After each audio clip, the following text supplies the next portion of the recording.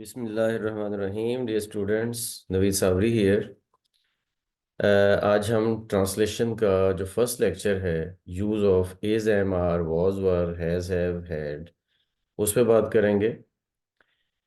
ये बेसिकली इस टॉपिक को इकट्ठा किया है मैंने इस क्लास के लिए। लेकिन असल में तो ये तीन डिफरेंट पार्ट्स बनते हैं, जिसमें कि पहला use of is, am, are है, फिर उसके बाद वॉज, वर होगा और फिर हैज़, हैव, हैड होगा। तो इज एम आर को यूज़ करने के लिए बेसिक प्रिंसिपल, सबसे पहले हम इस पे बात कर लेते हैं कि अगर सिंगुलर सब्जेक्ट होगा तो इज आएगा प्रेजेंट टेंस के लिए। अगर प्लूरल सब्जेक्ट होगा तो आर आएगा प्रेजेंट टेंस के लिए। और अगर आई सब्जेक्ट होगा तो एम आएगा। तो अब जैसा कि फर्स्ट सेंटेंस है, दिलावर मेरा मुखलिस दोस्त है, तो वो चूंकि दिलावर सिंगुलर है तो Dilawar is my sincere friend. इसी तरह से हम आगे चलते हैं। वो कुछ ऊंचा सुनता है, इसमें ईडियम यूज होगा he is a bit hard of hearing या he is a little hard of hearing. कुछ की वजह से हमें अ लिटिल या अ बिट लगाना पड़ा, अदरवाइज वो ऊंचा सुनता है, इसके लिए he is hard of hearing ही होता। इसी तरह से क्या आज मतला अबर आलूद है, इज इट क्लाउडी टुडे, ये क्वेश्चन आ गया तो क्वेश्चन आएगा तो जाहिर है जो इज एम आर जो भी है वो स्टार्ट में चला जाएगा, सब्जेक्ट बाद में होगा और एंड पे क्वेश्चन मार्क। इसी तरह से नेक्स्ट आप देखें तो उसकी ईमानदारी पे कोई शुबा नहीं है, his honesty is above board, तो हिज ऑनेस्टी सिंगुलर है तो इज आ गया। अबव बोर्ड का मतलब है जिस चीज पे कोई शुबा ना हो, जो शक्को शुबा से बालातर हो। इसी तरह से क्या वो वादे का पक्का है, ये भी क्वेश्चन है। Is he true to his word, ये भी एक ईडियम होता है, ट्रू टू हिज वर्ड, वादे का पक्का होना। इसमें भी इस स्टार्ट में जाएगा क्वेश्चन की वजह से। हमारा मकान बहुत आरामदेह है, our house is very comfortable. Our house singular subject है तो जाहिर है उसके साथ इज आएगा। ऐसे ही जब हम आगे चलते हैं तो क्या गाड़ी चल रही है, ये भी क्वेश्चन है। Is the train in motion, is the train in motion, is जो है वो द ट्रेन के सिंगुलर होने की वजह से आया। इत्तेफाक में बरकत है, ये तो एक प्रवर्ब है, यूनियन इज स्ट्रेंथ, लेकिन जाहिर है प्रवर्ब है, ग्रामर तो है ना इसके अंदर भी। तो यूनियन सिंगुलर सब्जेक्ट है इसलिए इज आएगा। क्या तुम्हारा नौकर हलाल, सॉरी, क्या तुम्हारा नौकर नमक हलाल है। अब नमक हलाल के लिए हम लॉयल यूज करते हैं word, is your servant loyal. इसके बाद नंबर 10 पे है, वो तो निकम्मा लड़का है। अब निकम्मा की होती है गुड फॉर नथिंग या वर्थलेस, तो he is a worthless boy या he is good for nothing. अच्छा, अब देखने वाली बात यह है कि अगर हम वर्थलेस लगाएंगे तो बॉय साथ लिखना पड़ेगा, लेकिन अगर हम गुड फॉर नथिंग लिखेंगे ना तो फिर बॉय की जरूरत नहीं है। वो ही का जो वर्ड है, क्योंकि ही भी तो लड़के के लिए ही आता है ना, मेल के लिए, तो इसलिए फिर he is good for nothing आ जाएगा। ये नौकर नमक हराम नहीं है, this servant is not disloyal. ठीक है, नमक हराम डिसलॉयल को बोलते हैं। उसकी आंखें नहीं दुखती हैं, दुखना दर्द करना। हिज आईज आर नॉट सोर, ठीक है, ये सोर जहां पे एजेक्टिव के तौर पर आ रहा है, हिज आईज आर नॉट सोर। अच्छा, अब आगे अगर वॉज वर पे हम जाते हैं, सेकंड स्टेप इस लेक्चर का, उसमें वॉज वर के लिए वही कि वॉज सिंगुलर सब्जेक्ट के लिए और वर जो है वो प्लूरल सब्जेक्ट के लिए। दवा कड़वी थी, the medicine was bitter. Was singular subject है, मेडिसन इस वजह से आ रहा है, और फिर जाहिर है कि दोनों पास्ट के लिए यूज होते हैं। ऐसे ही वो ऊंचा सुनता था, वो जो पहले हमने है के साथ किया, अब ये पास्ट में है। He was hard of hearing, इसमें अब कुछ का वर्ड यूज नहीं हुआ, तो हम अ लिटिल या अ बिट यूज नहीं कर रहे। He was hard of hearing. Hafeez बहुत फर्ज शनास लड़का था, Hafeez was very dutiful boy. Dutiful, फर्ज शनास, जो अपनी जिम्मेदारी को पहचानता है, जानता है, ये भी वॉज के साथ आएगा। सुल्तान महमूद एक इंसाफ परवर बादशाह था। Sultan Mahmud was a just ruler. Just का मतलब मुंसिफ या इंसाफ पसंद या इंसाफ परवर। तुम्हें स्कूल से देर हो गई थी।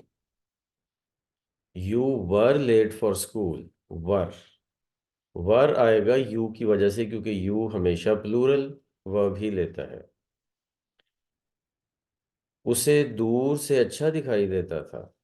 ही इज लॉन्ग साइटेड। ठीक है, ही इज लॉन्ग साइटेड। अब यहाँ पे थोड़ी सी एक टेक्निकल बात भी वोकेबलरी के हवाले से जहन में रखनी है आपने, कि लॉन्ग साइटेड होता है जिसको दूर से अच्छा दिखाई देता हो।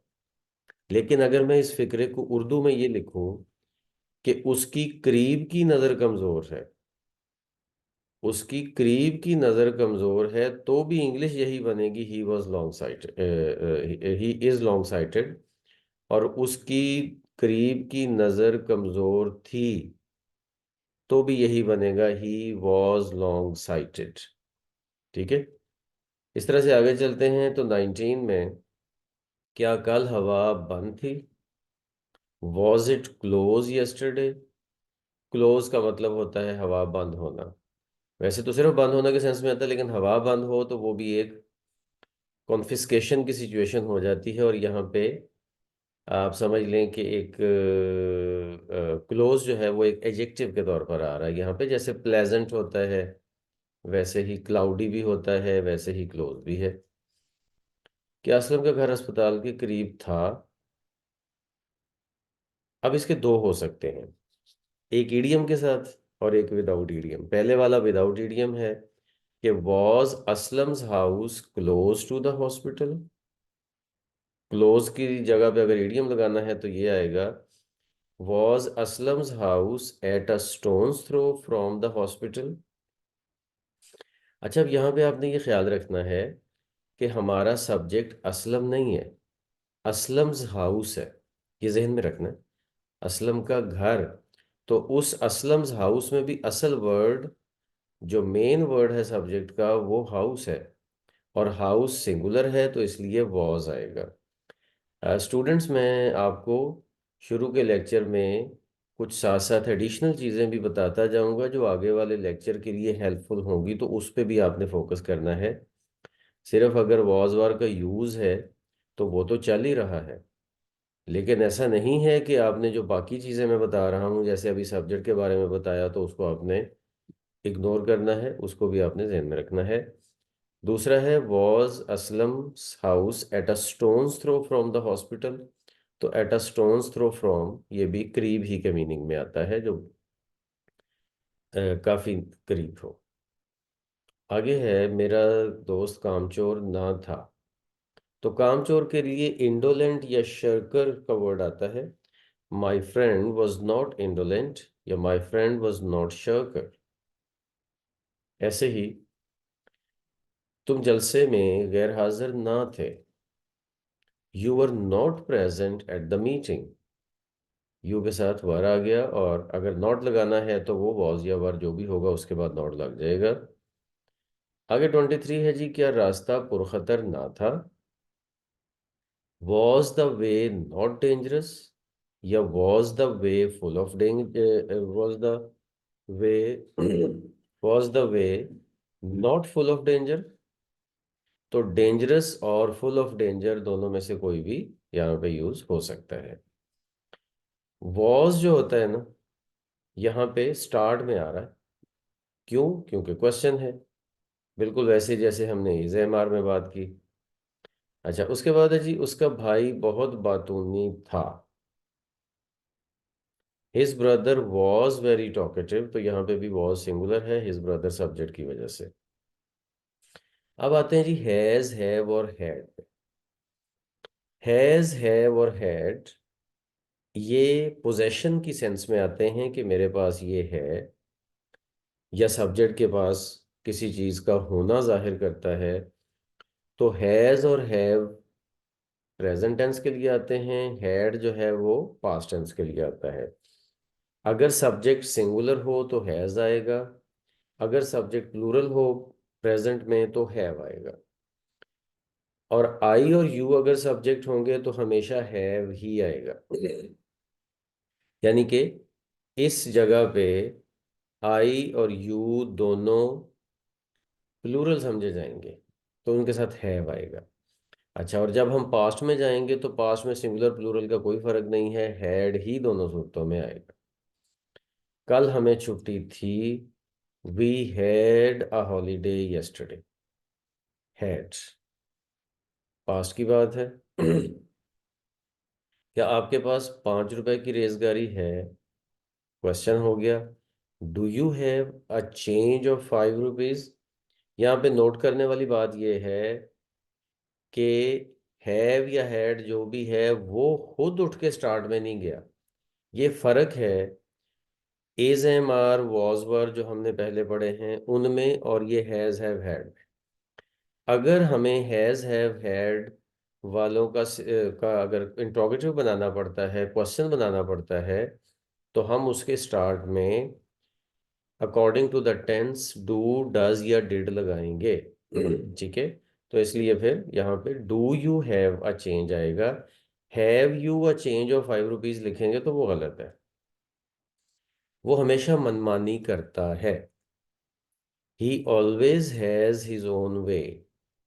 ठीक है, अब यहाँ पे हैज आएगा ही की वजह से, लेकिन गौर करना है कि अगर ऑलवेज या ऑफन या कोई भी इस तरह का एडवर्ब ऑफ फ्रीक्वेंसी आए तो वो हम हैज हैव हैड से पहले लगाएंगे, या is am are was were कुछ भी हो उससे पहले लगेगा एडवर्ब ऑफ फ्रीक्वेंसी। इसी तरह से आगे चलते हैं। क्या उसे हल्का बुखार था? Does he have a slight fever? Sorry, क्या उसे हल्का बुखार है? अब यहाँ पे गौर करें कि सब्जेक्ट ही है, ही के साथ हैज आना था, लेकिन प्लूरल सॉरी ये क्वेश्चन बन गया, तो क्वेश्चन के लिए फिर हमने डज को स्टार्ट में लिखा और इसको हैव कर दिया, जो बेसिक फॉर्म है हैव। ठीक है, does he have a slight fever. बाकी अगर आपका कोई इस हवाले से क्लास में क्वेश्चन होगा तो हम अदर एग्जांपल्स लेके भी इसको डिस्कस कर सकते हैं। मेरा हाफजा तेज नहीं है। I don't have sharp memory, तो इसमें आई सब्जेक्ट है, हैव आएगा, लेकिन साथ है कि नेगेटिव आना है, तो नेगेटिव शो करने के लिए डू नॉट के साथ आना है। वो जो अगर आप लिखें ना I have not sharp memory तो वो गलत है।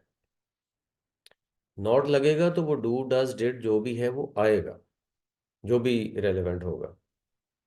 और आखिरी है जी, कल वो बाल बाल बचा। He had a narrow escape yesterday. Had a narrow escape, had he की वजह से आया। तो जैसा कि मैंने आपको बताया कि पास्ट में सिंगुलर प्लूरल का फर्क नहीं होता, दोनों सूरतों में हैड ही आता है। तो यहाँ पे हैड आ रहा है। तो स्टूडेंट्स, इस तरह से हमने आज जो है वो इस ट्रांसलेशन 1 की एक्टिविटी को इज, आई एम, आर और वाज वर और हैज हैव हैड 3 पार्ट्स में डिवाइड करके हमने इसको देखा। आई होप कि आपको कॉन्सेप्ट समझ आ गया होगा। तो बाकी मज़ीद अगर कोई डिस्कशन होगी तो वो इंशाल्लाह हम क्लास में कर लेंगे। That's it for today. अल्लाह हाफिज़।